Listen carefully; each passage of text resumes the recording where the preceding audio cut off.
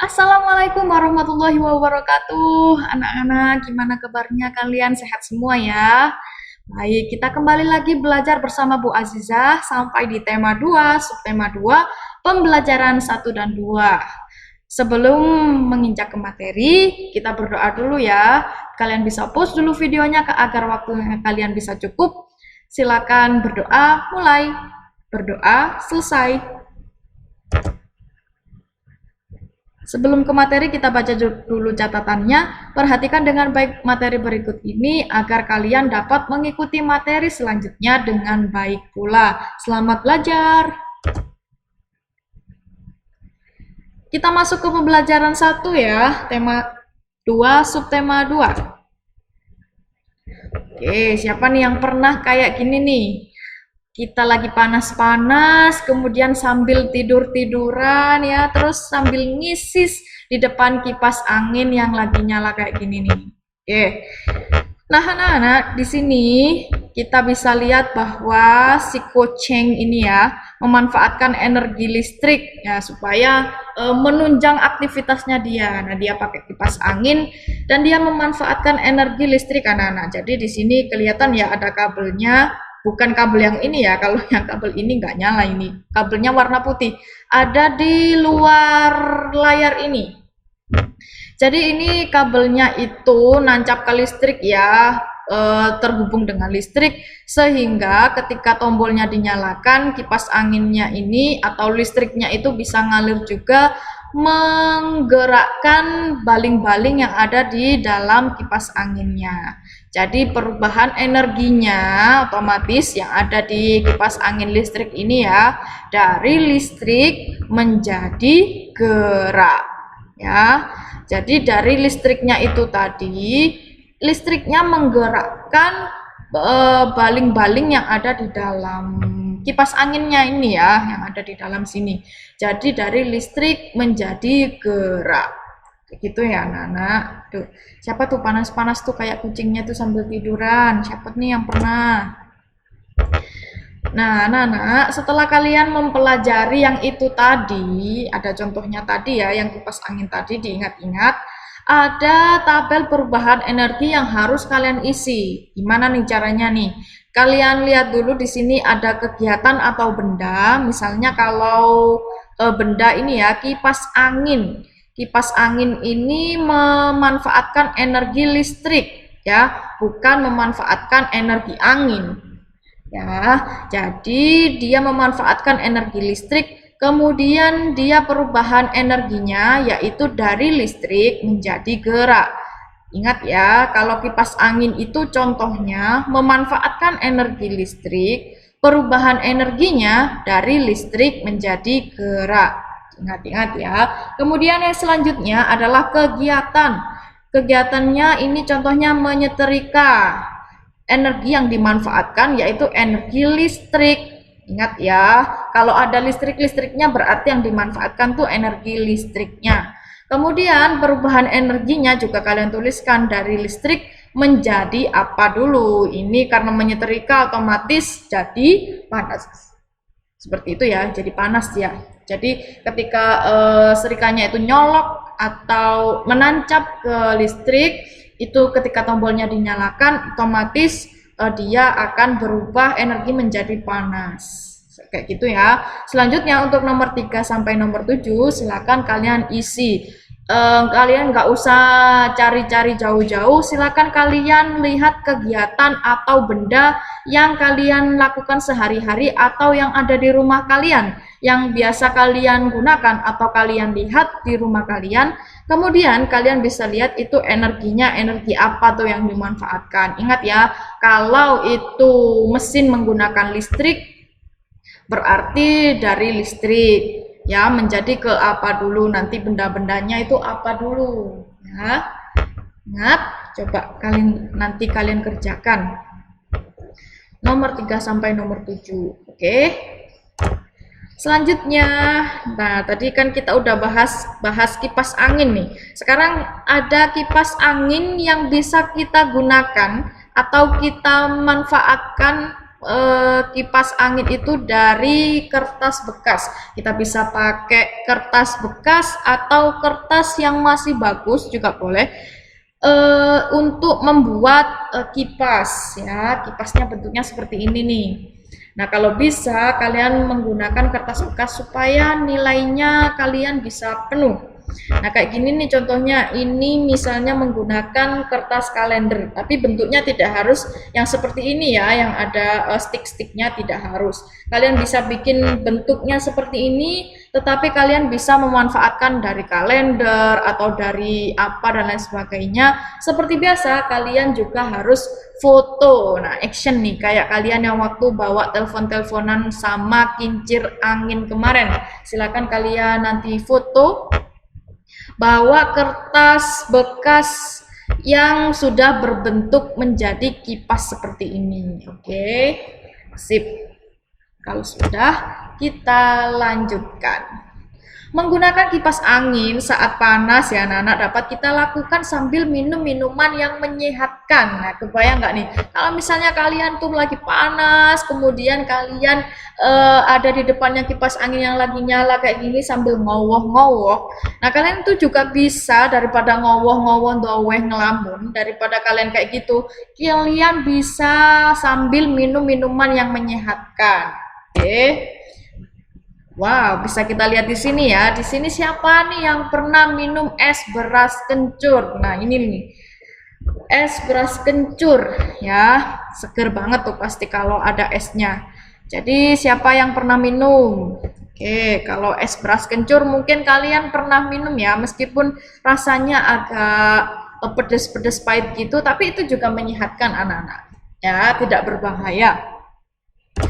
Kalau kalian sudah pernah minum es beras kencur, terus siapa lagi nih yang pernah makan kunyit?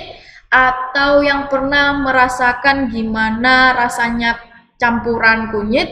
Atau ada yang pernah minum minuman kunyit asam? Oke, selanjutnya kita bahas di sini. Kunyit ya. Kunyit merupakan salah satu sumber daya alam yang banyak dimanfaatkan dalam kehidupan masyarakat Indonesia. Kunyit banyak dimanfaatkan sebagai bumbu dapur, obat tradisional, bahkan pewarna alami. Nah, bisa kita lihat di sini ya, ini gambarnya kunyit nih anak-anak.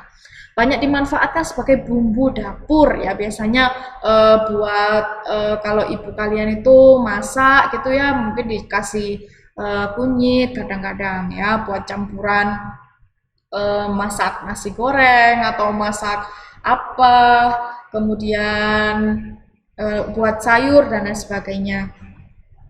Kemudian itu bisa juga digunakan untuk obat tradisional anak-anak. Obat tradisional ya misalnya kayak kunyit asam itu tadi ya, banyak manfaatnya tuh. Bahkan sebagai pewarna alami itu tadi, biasanya anak-anak kalau di makanan atau minuman itu juga bisa kalau memanfaatkan kunyit sebagai pewarna alami ya. Jadi daripada kita pakai pewarna yang aneh-aneh, lebih baik kita memanfaatkan kunyit kalau kita perlu warna kuning atau orange seperti yang dimiliki oleh si kunyit ini.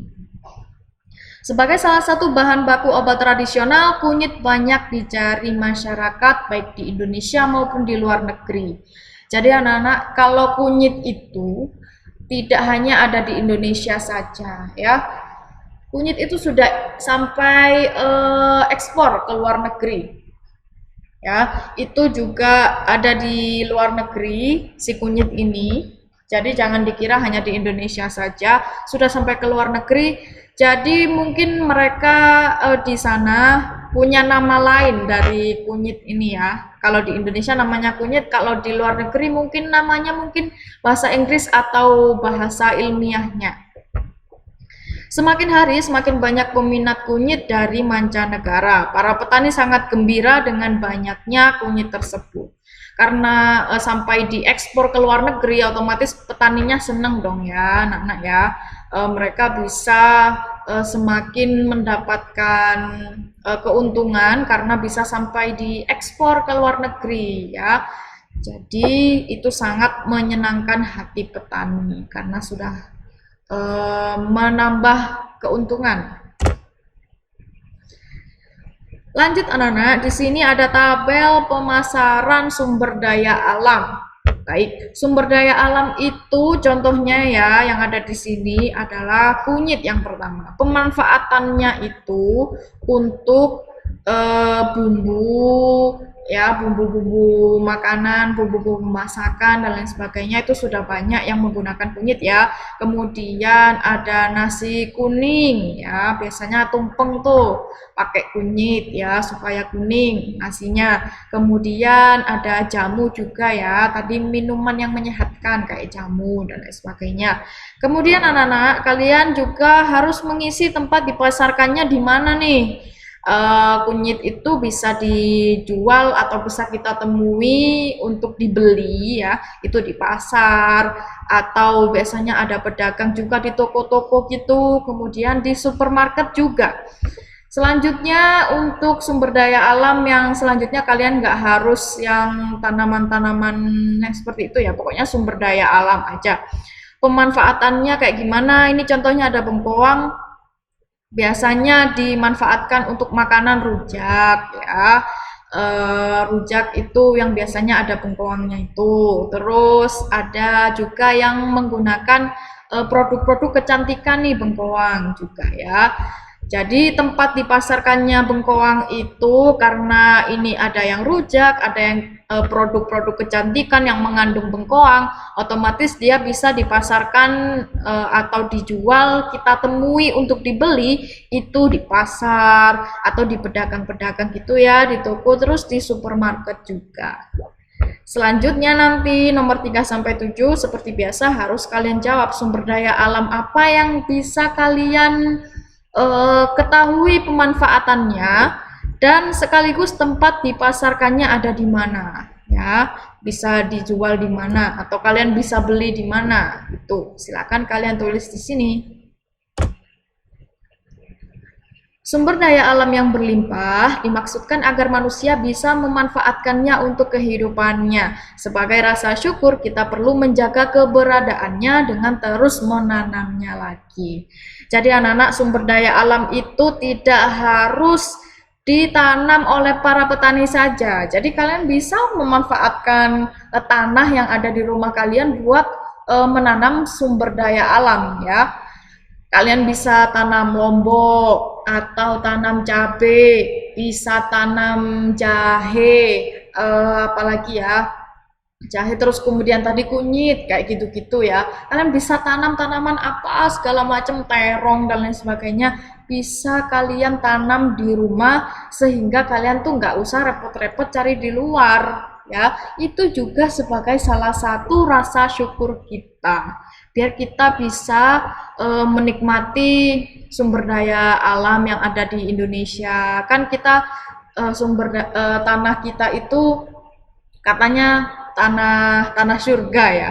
Nah, ketika kita menanam itu biasanya banyak sekali yang bisa tumbuh di tanah kita, anak-anak. Otomatis kita bisa memanfaatkan tanah yang kita punyai. Kita bisa tanam tanaman apa segala macam, tanam bunga, tanam pohon dan lain sebagainya. Itu sebagai rasa syukur kita, seperti itu ya. Lanjut ke pembelajaran 2 ya anak-anak. Kita di tema 2, subtema 2 juga, tapi yang ini pembelajaran 2. Kalian sudah nulis belum? Kalau kalian belum nulis, silakan nanti ditulis ya setelah video ini selesai disimak. Silahkan. Ngomong-ngomong soal nulis, siapa nih yang pernah kayak gini, nulisnya asal-asalan sampai salah? Terus habis itu kertasnya dibuang. Siapa nih yang pernah kayak gini? Biasanya nulisnya itu karena ngawur ya anak-anak ya, asal-asalan. Sampai tulisannya, waduh, daripada banyak tip-ek-tip-ekan atau banyak hapus-hapusan dan jelek hasilnya, lebih baik dirobek kemudian dibuang kertasnya. Siapa tuh yang kayak gitu? Anak-anak, kalau yang seperti itu tidak baik ya, berarti dia termasuk salah satu contoh anak yang tidak bisa menghemat kertas ya. Seharusnya kita itu harus bisa menghemat kertas. Caranya nulisnya ya harus hati-hati ya. Kemudian kita tuh juga nggak perlu main-mainan tuh bikin kapal-kapalan, kemudian bikin apalagi yang tidak berguna, sehingga kita ngerobek kertas untuk selanjutnya dibuang ya. Justru kita itu seharusnya memanfaatkan kertas dengan baik. Kalau ada kertas bekas ini bisa dipakai nggak ya? Kalau misalnya bisa dipakai, silakan kalian manfaatkan ya. Kayak misalnya kemarin kan Bu Aziza suruh kalian buat kincir angin ya dari kertas. Nah, itu yang bagus sebetulnya kalian memanfaatkan kertas-kertas yang ada. Nah, Bu, aku malu, Bu, itu karena jelek, Bu, kertas undangan, ada namanya, ada tanggalnya, dan lain sebagainya. Loh, itu justru bagus, itu mengurangi sampah anak-anak. Kalau yang seperti itu ya, sampah, terutama kita lagi bahas kertas ya, otomatis itu juga mengurangi sampah kertas yang ada di lingkungan kita anak-anak. Bisa dimanfaatkan sebagai kincir angin, gitu kan bagus ya. Terus kalau misalnya kertas-kertas yang nggak dipakai itu barulah kalian bisa bikin pesawat-pesawatan. Dari kertas bekas itu boleh. Itu namanya pemanfaatan. Tapi kalau kalian ngerobek kertas di buku untuk bikin pesawat-pesawatan, buat perahu-perahuan dan lain sebagainya, itu namanya boros kertas atau tidak menghemat kertas. Siapa tuh yang kayak gitu? Jangan diulangi lagi ya. Lanjut, di sini kalian silakan tuliskan cara-cara menghemat kertas. Tadi beberapa sudah ada yang Bu Aziza bahas. Silakan kalian nulis cara menghemat kertas versi kalian sendiri. Jadi menurut kalian menghemat kertas tuh caranya tuh kayak gimana? Silakan kalian jawab seperti ini ya. Cara menghemat kertas, silakan kalian tulis. Ketika kita menghemat kertas, kita ikut menghemat penggunaan energi. Kita juga menghemat pohon-pohon di hutan, dan kita ikut menjaga bumi kita supaya setiap orang bisa hidup nyaman di bumi. Menggunakan kertas yang sisanya masih kosong. Teliti saat menulis. Menggunakan hanya benar-benar ketika dibutuhkan adalah hal sederhana yang bisa kita lakukan untuk menghematnya. Oke, ini adalah teorinya ya anak-anak, tapi nanti kalian menghematnya itu seperti apa, itu biasanya kalian kayak gimana, silakan kalian tuliskan. Ini tadi sudah diberitahu caranya. Lanjut, apa hak dan kewajiban kita terhadap kertas? Kalau tadi kita menghemat kertasnya, kemudian kalau sekarang hak dan kewajibannya, kewajibannya dulu ya, kewajiban kita terhadap kertas tuh kayak gimana. Kemudian kalau kita sudah melaksanakan kewajiban, kita punya hak apa nih sama terhadap kertas itu tadi. Itu ya, silakan dijawab nanti, ditulis di buku kalian masing-masing. Terima kasih anak-anak. Sebelumnya Bu Aziza mohon maaf apabila banyak kesalahan kata. Bu Aziza akhiri dulu ya. Terima kasih. Assalamualaikum warahmatullahi wabarakatuh.